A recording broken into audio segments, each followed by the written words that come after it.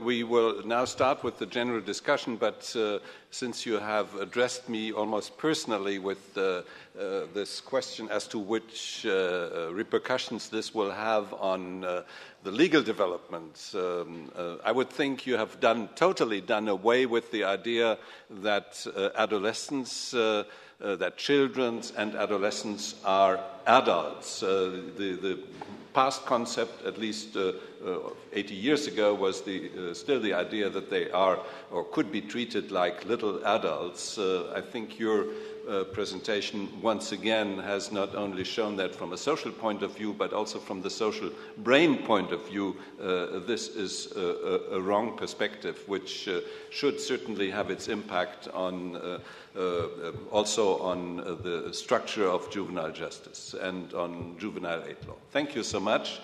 Jusqu'à présent, l'audience a dû se taire, mais maintenant, c'est la chance pour tous Monsieur. Maybe the notion of sensitive periods would be more appropriate. I think a critical period is quite a definite start and an end, if I understand correctly. I think the notion of sensitive periods could be extended to adolescence and to social development, yes. It's something I think that Alain Berthaud's referred to, a notion of a sensitive period at around age 8 to 10 for social cognitive development also. Dan Sperber.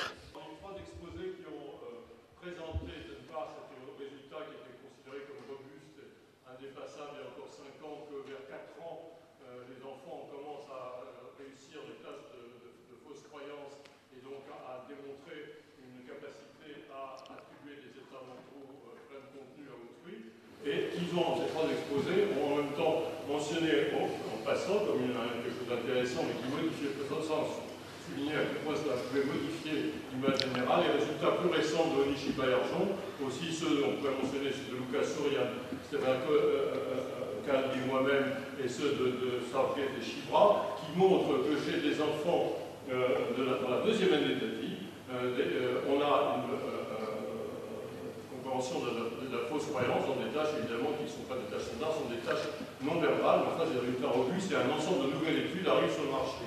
Alors, est-ce que ça ne doit pas nous amener à réinterpréter les résultats robustes de la tâche standard de fausse croyance? Et ce que je voudrais suggérer, c'est la chose suivante qui est pertinente au thème général de ce colloque. Je dirais les données que nous disposons actuellement de la façon suivante. Dès la seconde année, les enfants manifestent une capacité à attribuer des états mentaux à autrui, y compris leur attribuer les fausses croyances. Ce qui se révèle de façon robuste vers 4 ans, c'est un intérêt précisément pour la pluralité des points de vue, ce que dans notre laboratoire nous appellerons la vigilance épistémique. Il y a un vrai intérêt, une focalisation sur la possibilité et à quoi les risques que cela peut comporter que différents agents aient des croyances différentes ou essaient d'instiller les uns aux autres des croyances différentes. Voilà la question que je vais poser. En tout cas, les commentaires me semblent tout à fait dans la ligne de ce que nous avons essayé de développer. Et effectivement, ça demande une réinterprétation, je pense, tout à fait, et essayer de comprendre quel type de connaissances, peut-être c'est ça que c'était aussi mon point, quel type de savoir chacune de ces tâches ou de ce que nous pouvons voir à partir de ces tâches, donc est derrière, est responsable pour les comportements. Hein?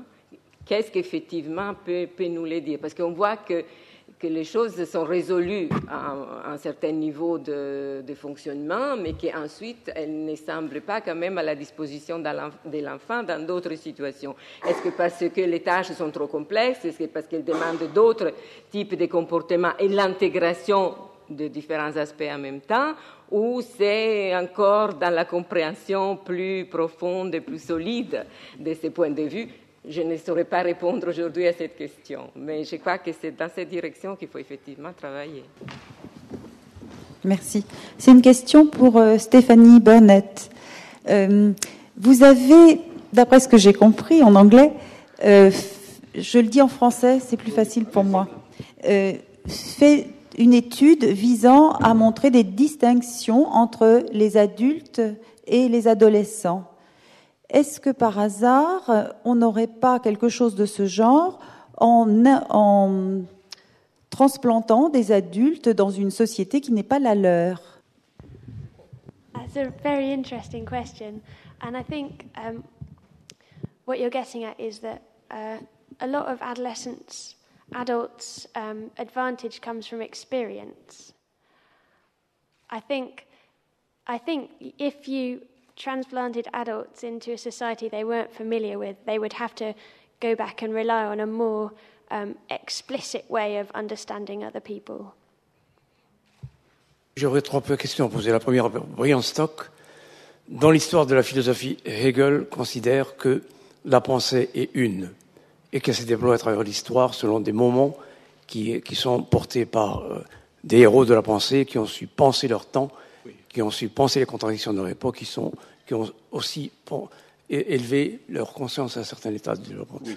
Alors, la question que je pose, que pensez-vous de l'unité de cette pensée?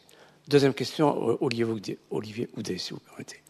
Aujourd'hui, il y a des pays qui sont traversés par la guerre, la violence, et cette violence, les traumatismes de la guerre, touchent l'enfance, et nous voyons apparaître 2 directions dans le développement de l'enfance.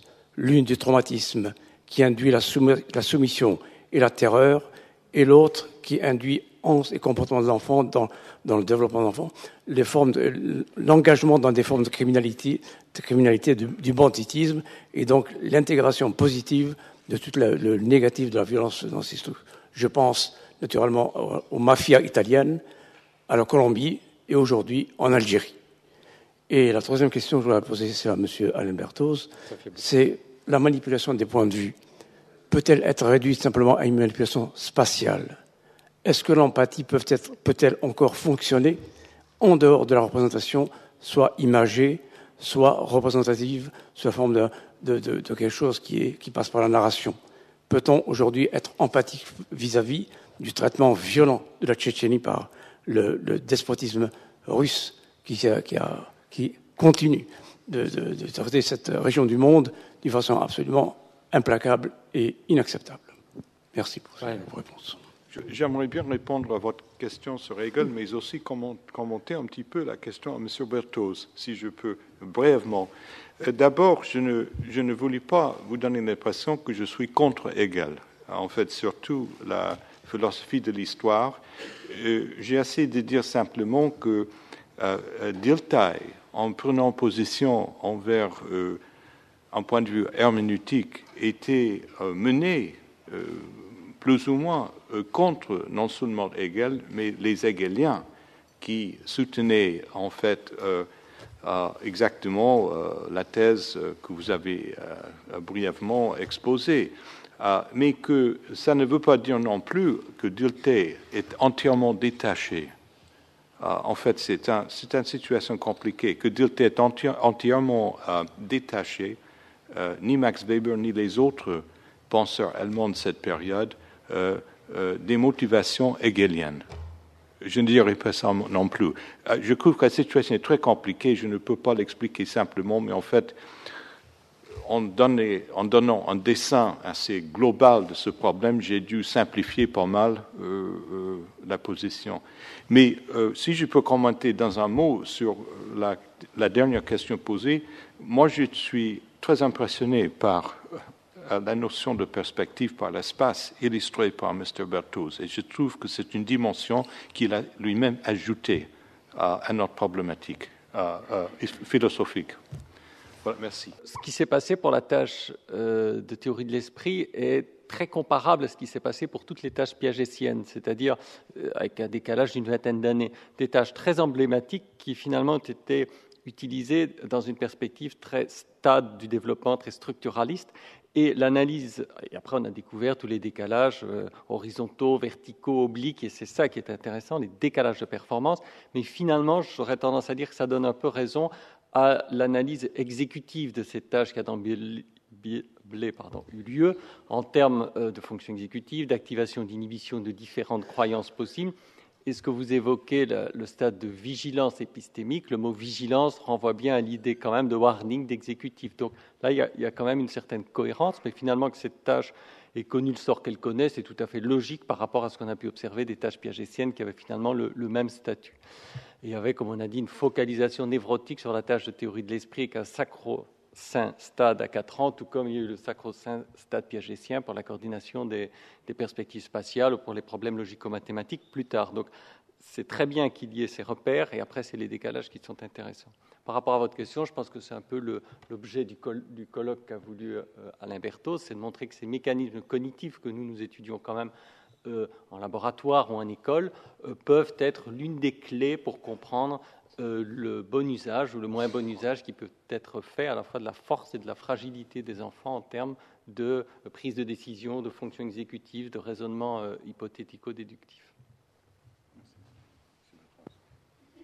Oui, moi je vais répondre trop brièvement à votre question. C'est clair que, comme je l'ai évoqué, l'empathie est un mécanisme extrêmement compliqué dans lequel il faudra introduire de nombreuses dimensions. C'est un chantier qui est ouvert depuis très peu de temps. Et on voit d'ailleurs apparaître actuellement dans la littérature scientifique, parce qu'on est là pour parler de ça, beaucoup d'articles qui en fait attribuent à l'empathie ce qui, pour moi, est de la sympathie. Un certain nombre d'études sur la douleur, par exemple, la perception de la douleur d'autrui, ne sont pas vraiment, qui paraissent même dans de grandes revues internationales sous le nom d'empathie, concernent en fait plutôt des mécanismes très simples comme la sympathie. En ce qui concerne des allusions à plus précises, je crois qu'on ne peut pas, on n'est pas là pour faire des allusions plus particulières, disons, à tel ou tel conflit, mais c'est un grand chantier, voilà ce qu'on peut dire.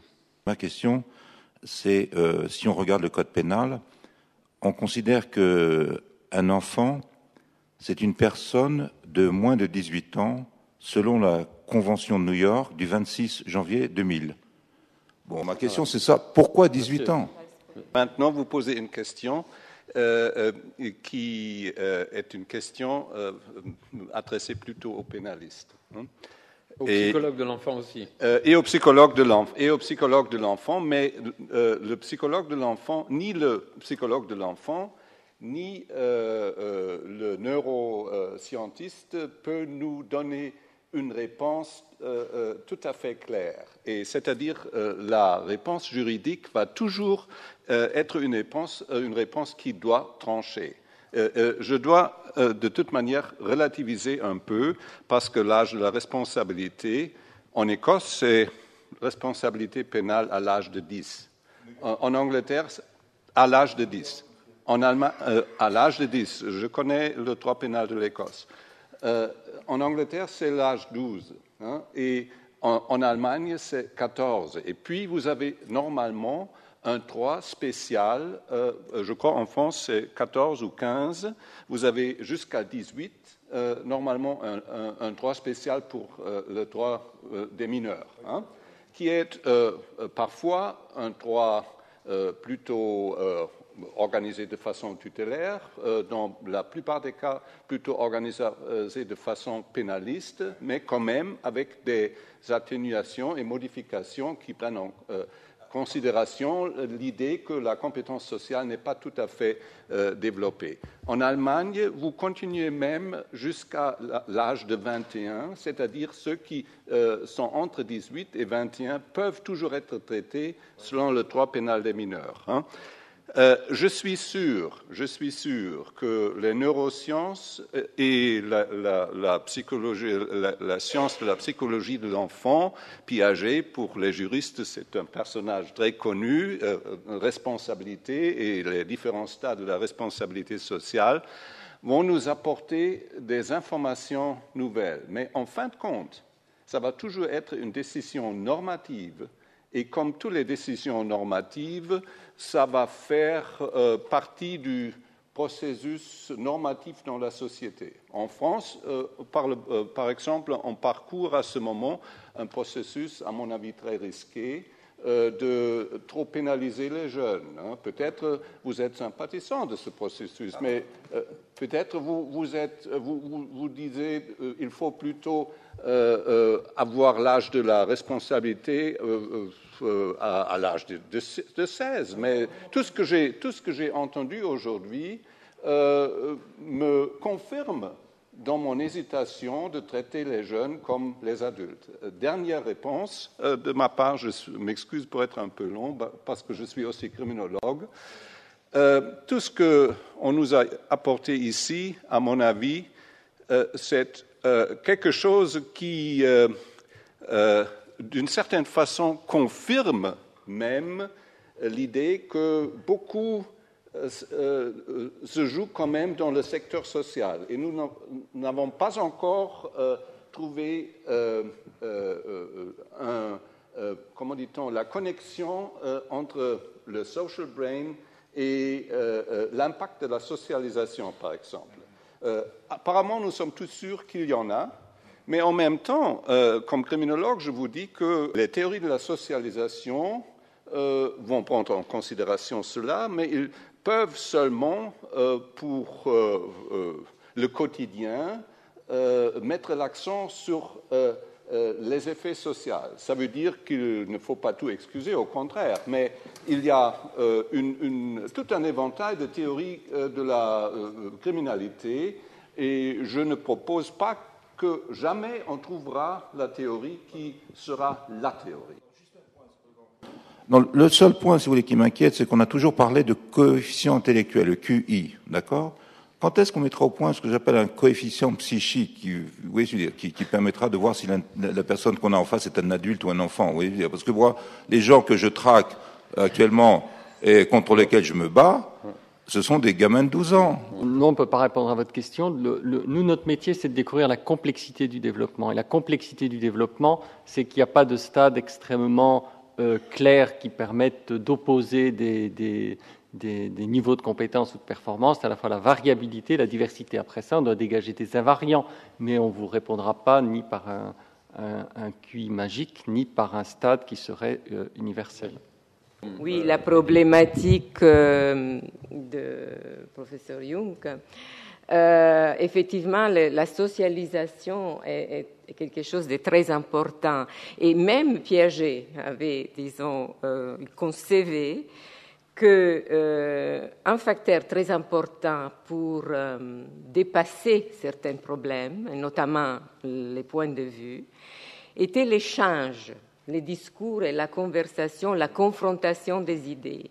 Donc, s'il y avait quelque chose à dire, par exemple, dans ces domaines, ce serait peut-être de mettre les enfants d'un certain niveau en situation de conversation et de confrontation d'idées et voir comment ils arrivent, par exemple, à argumenter ou pas argumenter leur point de vue, pour reprendre l'idée de l'argumentation, qui est quand même un pilier très fondamental de notre vie sociale et de notre échange.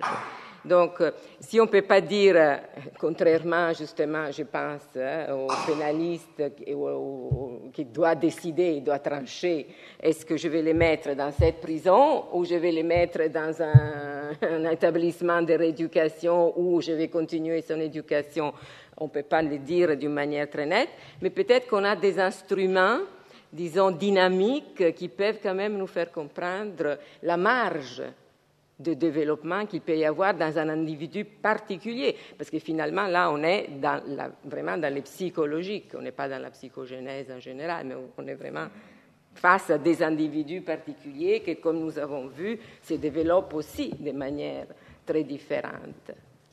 Donc, il y a peut-être de la marge à faire quelque chose, mais quoi exactement, il faut réfléchir. Je voudrais ajouter un mot à cette question très intéressante sur les normes, normativisme. Du point de vue de la littérature et de l'histoire, il est évident que des sociétés différentes et des différentes périodes historiques de ces sociétés ont conçu ces problèmes différemment. Il suffit de regarder le Moyen-Âge. Et en fait, cette conception, cette différence conceptuelle a influencé ce qu'on appelle le normativisme. Alors, ce n'est pas simplement une question qu'on puisse poser sans référence à l'histoire, je crois. Mais laissez-moi encore peut-être ajouter que mes propres recherches en Écosse, lorsque j'étais là, il y a là un système, le so-called Children's Hearing System, pour traiter les jeunes. J'étais totalement surpris de voir que l'âge de la responsabilité pénale en Écosse est à l'âge de 10. Et puis on m'a dit, alors ne vous inquiétez pas, en Écosse, ils peuvent aussi se marier plus tôt. Ce n'est pas seulement une anecdote, parce qu'il montre aussi que ça dépend un peu de certains indicateurs sociaux qui sont répandus dans la société. Malgré tout, je suis toujours un peu opposé parce que à cet âge de 10, parce que j'ai fait partie de ces Children's Hearing et si j'ai vu les petits, non, bon, j'ai l'impression que c'est avec plaisir que je clôt la séance du matin, avec plaisir.